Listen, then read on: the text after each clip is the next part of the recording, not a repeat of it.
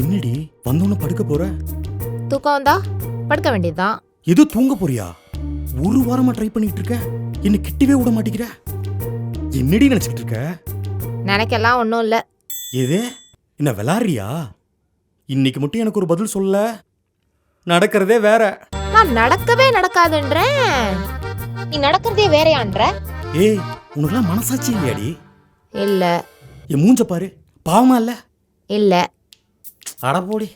யோ மாமா, நீ ஒன்று ஆசைப்படுறல்ல, அதெல்லாம் நடக்கணும்னா அதுக்கு நீ என்ன இம்ப்ரெஸ் பண்ணணும். அப்போதான் அதெல்லாம் சாத்தியம். இல்லைன்னா அது நடக்கவே நடக்காது. அதுதான் சத்தியம். இவ்வளோ சொன்ன நீ அது எப்படி பண்ணலான்னு சொன்னீங்கன்னா நல்லா இருக்கும். சரி சொல்றேன். என் ஃப்ரெண்டு ஒருத்தவ இருக்கா, அவளுக்கு இப்பதான் கல்யாணம் ஆச்சு. அவளை கல்யாணம் பண்ண பையன் ஏற்கனவே ஒரு பொண்ணு கூட வாழ்ந்து எல்லாம் முடிஞ்சதுக்கு அப்புறம் அவனை விட்டுட்டு போயிட்டான்.